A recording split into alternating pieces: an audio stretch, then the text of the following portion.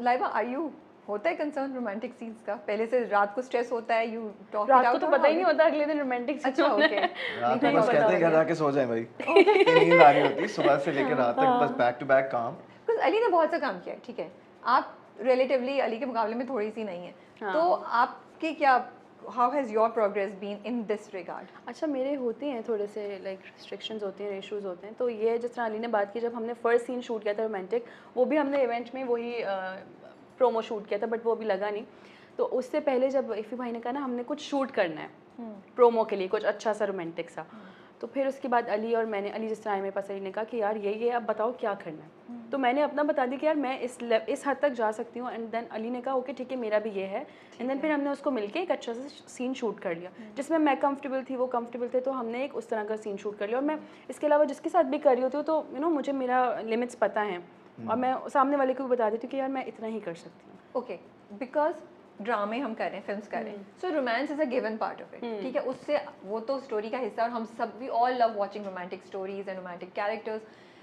और रोमांस में कभी कभी फिजिकली आपको थोड़ा सा करीब आना पड़ता है, ठीक है, हम टीवी पे हैं तो बाउंड्रीज होती हैं, फिर भी कहीं ना कहीं थोड़ा सा टच आता है। तो नए लड़कियां जो सुन रहे हैं आप दोनों को, और वो want to come in this direction, but उनको, या अभी भी जो नए एक्टर्स कर रहे हैं उनको थोड़ा कंसर्न है, what would you advise them how to handle this, like specially you from a girl's point of view, because हम चाहे कुछ भी कहते हैं, आई थिंक हमारा माशरा ऐसा है कि हम कॉन्शियस होते हैं इस चीज़ के बारे में, यू नो, इनबिल्ट है मेजॉरिटी ऑफ द फीमेल्स में, to have a barrier around you and to have like a little bit of hesitation, आपको हिचकिचाहट होती है इस तरह के किसी टॉपिक पे भी बात करने से, you know, and to sit down and discuss Ali के साथ या किसी एक्टर के साथ, यार अच्छा हम हाथ पकड़ेंगे या हम इतना करीब आएंगे, थोड़ा सा अनकंफर्टेबल होता है। तो आपकी क्या अप्रोच होती है और क्या बोलेंगी आप लड़कियों को, हाउ टू हैंडल दिस? मुझे ऐसा लगता है कि अभी भी काफ़ी सारी एक्ट्रेसेस ऐसी हैं जो रोमांटिक सीन्स नहीं करती, यू नो, वो टच करने नहीं देती किसी को, बिकॉज उनकी बाउंड्रीज होती हैं, और काफ़ी ऐसे हैं जिनको करना पड़ता है। ये जिस तरह मुझे मेरी बाउंड्रीज़ पता है और मैंने इतना अलाउ कर दिया एक इंसान को कि यार मैं इतना ही कर सकती हूँ। तो जो आपने बात की कि हम कंफर्टेबल नहीं होते, उस पर मैं यही बोलूँगी कि जो आपका एक्टर है ना, जो आपके सामने है, वो आपको कितना कंफर्टेबल फील करवा रहा है, ये भी बहुत मैटर करता है। वो रिस्पेक्ट दे रहा है, वो कितनी रिस्पेक्ट आपको दे रहा है, यू नो, आप वाकई वही बात है, आप कितना करीब होते हैं, उसका टच किस तरह का, या वो कितना आपके किस नीयत से और किस, you know what I mean, तो वो सामने वाले पे भी बहुत डिपेंड करता है। अगर आप उससे अनकंफर्टेबल हो रहे हो तो आई थिंक आप उसे बता दो कि यार मेरी ये लिमिट्स हैं, आप इतना ही करो, और अगर आपको लग रहा है वो नहीं समझ आ रही उसके बाद, तो आप नहीं करो सीनियर, क्योंकि हमारी इंडस्ट्री में लड़कियों के पास इतना मार्जिन होता है कि वो आप डायरेक्टर को बोल सकती हैं कि मुझे ये सीन नहीं करना, मैं ये नहीं कर सकती, तो हमें इतना मार्जिन दिया गया कि हम हाँ करें या ना करें। हाँ, आप क्या कहेंगे? मैं ये I'll agree with what Laiba is saying, और दूसरा ये है कि मतलब थोड़ा सा awkward भी लगता है कभी कभार, बिकॉज देखें एक होता है ना रियल लाइफ में, फॉर एग्जांपल अगर आप अपने पार्टनर के साथ हैं या जो भी है, तो अगर आप हाथ पकड़ते हैं, करीब लेकर आते हैं, you hold someone, it happens in a moment. जब हम शूट कर रहे होते हैं तो वो मोमेंट जो है ना कोई 6 दफ़ा रिपीट होता है, ठीक है, या कहना नहीं नहीं नहीं सही नहीं हुआ, दोबारा करो, लाइट का मसला हो गया, आप करीब आए, आपने वो पूरा ऑकवर्ड होके आप करीब आए, एक सेकंड वो फोकस आउट हो गया, दोबारा करें, तो हंसी निकलती है। एक पॉइंट आता है कि आप सीरियस है, फिर हम जो है नॉन सीरियस हो जाते हैं कि हम कहते हैं यार हमारा वो जो एक मोमेंट था वो ब्रेक हो गया, so then we have to get back into it, you know. So the thing is that like Laiba said कि लिमिट्स होनी चाहिए, रिस्पेक्ट होनी चाहिए, और जो न्यू कमर्स उनको मैं सिर्फ यही बोलूँगा कि it's not as easy as it looks, ये है थोड़ा सा अजीब भी हो जाता है, but you just have to maintain a comfort zone and just be professional. आप दोनों की बातों से मुझे ये लग रहा है, फॉर लड़कियों, फॉर लड़के के, they should have an open conversation, be very very respectful towards them. जरूरी, अक्सर लोग नहीं करते इसको मतलब फोकस करके कि आप सीन में बस चले गए, अब आपको नहीं पता कि क्या होने वाला है सीन में, अब हर किसी की डिफरेंट डायनामिक्स होती हैं, लेकिन आई बिलीव कि जो मेरी पर्सनल राय वो यही है कि भाई पूछ लो, बात कर लो, और एक जरा कंफर्ट जोन बना लो, वो जरूरी है।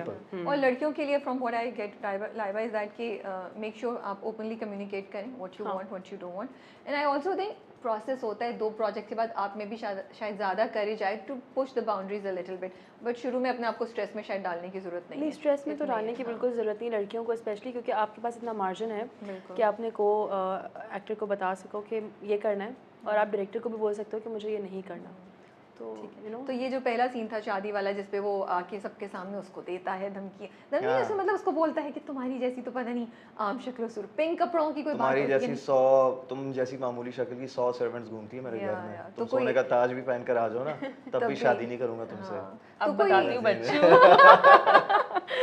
कभी कभी कुछ कहे हुए वर्ड जो होते हैं ना पड़ जाते हैं पीछे हाँ। और आप फिर बाद में रिग्रेट करते हैं। तो कोई इंटरेस्टिंग वाकया हुआ उस सीन को शूट करने में जो आप शेयर कर सकें? How was shooting the first scene, कैसा था? वैसे मतलब वो काफी इंटेंस सीन है। It was a very big scene. It was a very big scene. Imagine like it's the third day of our shoot, the entire project, और हमें direct event में फेंक दिया और इतना बड़ा सीन है जो आप लोग देख रहे हैं अभी।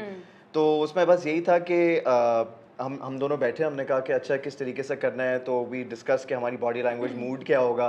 फिर डायरेक्टर से बात हुई, फिर डायरेक्टर को मैंने ये बोला अच्छा अब इस सीन को बनाते हैं हाँ, ये कि scene लाइबा वैसे क्या नहीं था। करेगी, लाइबा की क्या मूव्स होंगी, मैं क्या करूंगा, मेरी क्या मूव्स होंगी, बिकॉज मेन इंटरेक्शन हम दोनों का था और पूरी फैमिली हमें सराउंड कर बिल्कुल रही सही थी। बात है, हाँ। उनके भी एक्सप्रेशंस थे, उनकी भी मूवमेंट्स थी, दिस एंड दैट, बट उस सीन को बनाना था बिकॉज आई बिलीव कि यार जिस सीन जिस तरीके से लिखा होता है ना, it's very easy to just stand in one place and deliver. Scene बनाना कि सीन आया ठक ठक ठक ठक करके सीन खत्म हो गया। सीन को शूट करने में 1 घंटा लगता है, ऑन एयर वो जो है 1 मिनट में सही बात निकल जाता है। तो फिर मैंने कहा अगर 1 मिनट में निकलना है तो फिर उसको अच्छा तो बनाओ। सो वी वो बड़ा मेन सीन था, वो काफ़ी लाइक पिछले 10 I know, वो तो एपिसोड्स main, का हाँ। एक मेन सीन क्योंकि था उससे पहले उस्मान पीरज़ादा मेरे फादर बने इस ड्रामे में, उनके साथ भी उनके बारे में भी बात करेंगे। बहुत मज़ा आया उनके साथ, what an amazing person. And तो इस शादी वाले सीन से पहले उनके साथ एक सीन लगता है कि वो मुझे कहते हैं कि जो तुम्हारे दिल में वो तुम बोल आओ। इट्स लाइक मैं हूँ तुम्हारे लिए। वो बताते हैं कि I am there for you, don't think that I am not there for you. और मेरे तो मसला ही यही है कि मैं कहता हूँ आप लोग थे ही नहीं मेरे लिए कभी। सलार की तो एक ये है trauma सलार की, बचपन हाँ। का। लेकिन और बाप का ट्रॉमा ये है कि यार मेरा बेटा मेरे पास नहीं है, मुझसे दूर है। वो समझ नहीं पा रहे ना, हाँ, वो हम Parents दोनों समझ- समझ नहीं पा रहे। तो वो सीन जो है वो मुझे ट्रिगर करता, वरना मैं तो जाने ही नहीं वाला था शादी पे।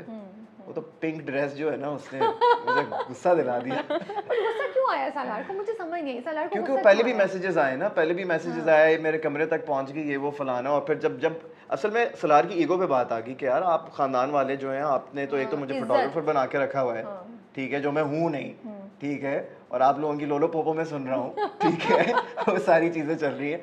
पर हाँ, अब मैं ज्यादा बोलना नहीं चाह रहा, मुझे लग रहा है गलती से कुछ स्टोरी के बारे में निकल नहीं, जब मैं भी वो सीन देख रही थी कि जब मैं इनके रूम में जाती हूँ और ये एकदम से बदतमीजी करना शुरू हो जाता है, तो मुझे ये याद आया कि उससे कुछ सीन्स पहले निम्मी इनके रूम में जाके धमकी दे चुकी है। तो तभी इसको ये है कि यार पहले एक बंदी ने मुझे बोल दिया है, कहीं ये एक्चुअली तो मुझे बेइज्जत करने नहीं आ गई है। तो शायद इसी वजह से इनका भी गुस्सा बिल्ड हुआ कि ये खानदान पागल हो गए।